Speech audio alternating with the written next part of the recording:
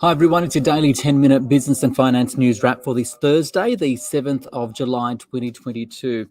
Well, for the first time in about a decade, coal has overtaken iron ore as Australia's most valuable export commodity. It comes on a day where the share market rose to 200 up 0.8% to 6,648. So for more on the day's market moves, including that record trade surplus and what it means for Australia, I spoke earlier with Evan Lucas from InvestSMART. We're following on from the US. It was interesting to see again that the US markets inched out again. They have been really thinking about selling off. We saw when they came back from their 4th of July holidays on Tuesday, they started down 2.5% and rallied all the way back to be positive again last night. Another sign that they're trying to get through it, even though the minutes from the Fed overnight showed us that the Federal Reserve is wanting to be very aggressive with rate hikes.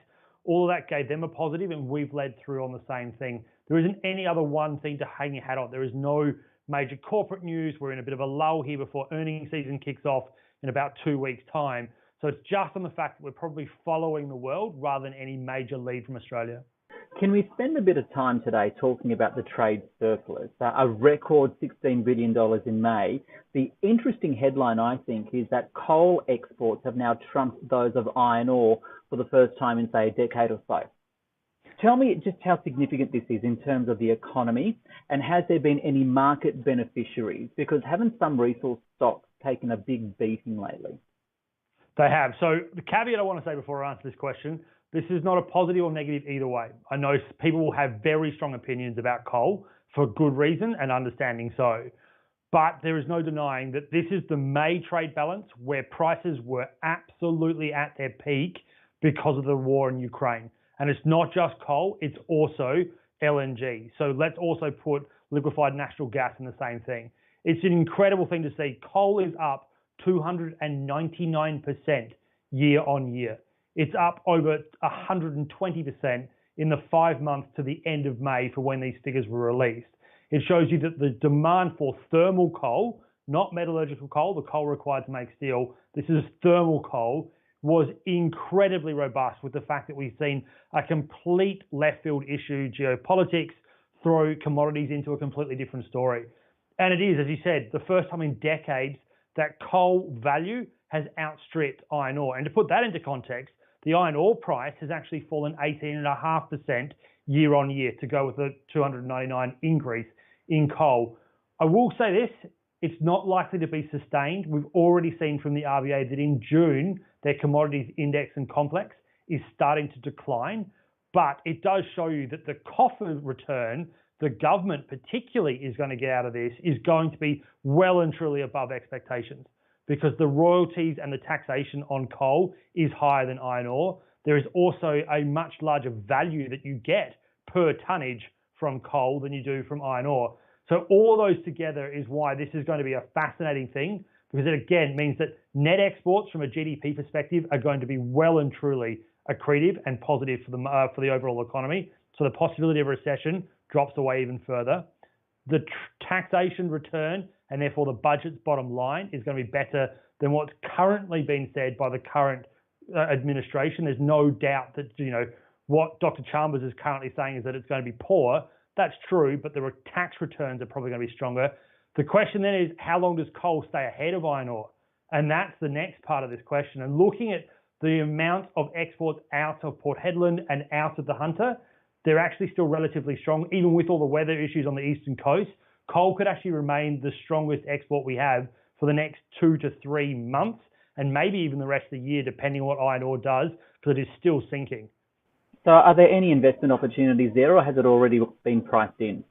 Probably already priced in. I mean, if you look at the financial year just been, the best performing stocks on the All Ordinaries, the top 3 were lithium companies.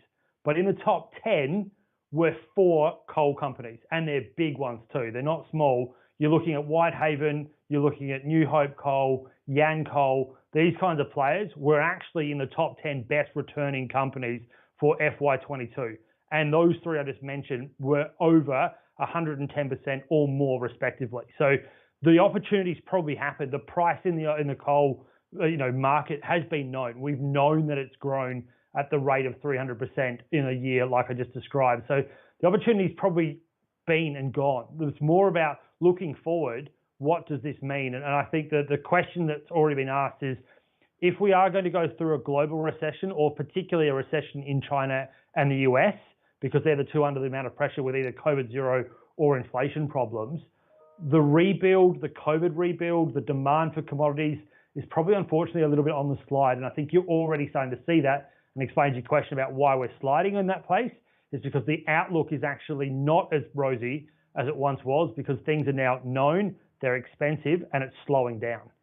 You mentioned the recession word there. I guess the main reason that may happen is because we're seeing a fast rise in interest rates globally, as well as here in Australia, right?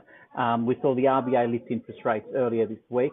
What's the market now viewing in terms of the pace of upcoming rate rises, not just here, but in the US, where it really matters, and the implication for shares?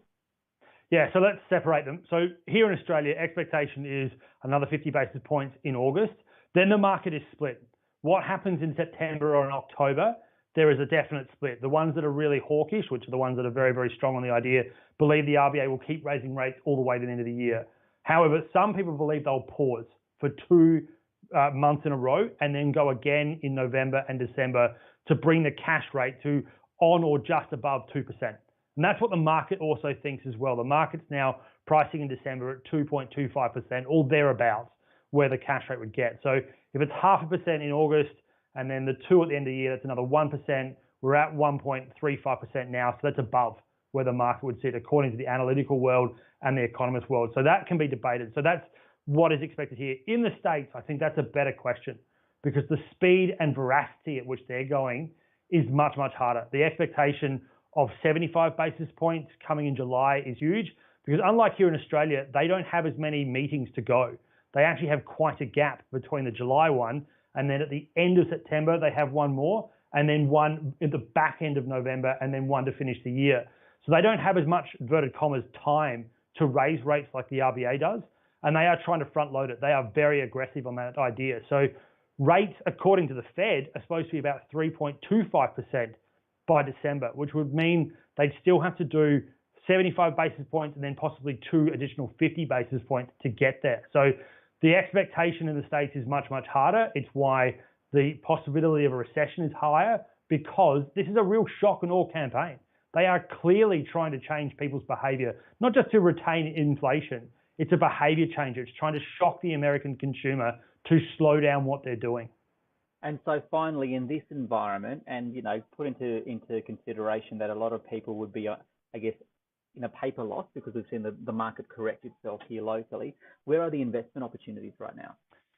So in terms of those investment opportunities, the interesting thing about that is that you're already starting to see that big institutionals are moving into value and large cap stocks, because the reason behind it, the revaluation, the recalibration of the market is probably allowing you to look towards long-term investment opportunities. And that's what the money is telling us in the US. So if you look at the flow, as we call it, into large cap stocks, ETFs in the US, institutional money in the last 6 to sort of 5 weeks has been flowing that way, which suggests that what they're saying is that a recession is probable. Short-term things are going to be pretty rocky and fairly volatile, which means the lower price now is about getting in and trying to look out to the long term.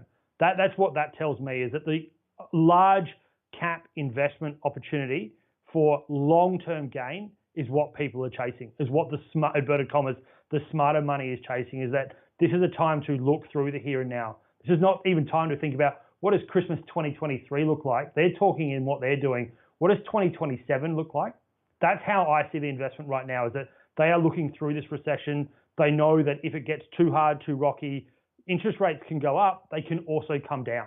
And that's, I think, also what the bond market is telling you, that if you look past 2 years, starting to ease off, which suggests that in the next 2 years, rate cuts not only could happen, they're starting to become a real possibility to a certainty. So that is what's happening at the moment. The flow is to a longer term duration and towards a longer term investment opportunity, which is why large caps are being snapped up.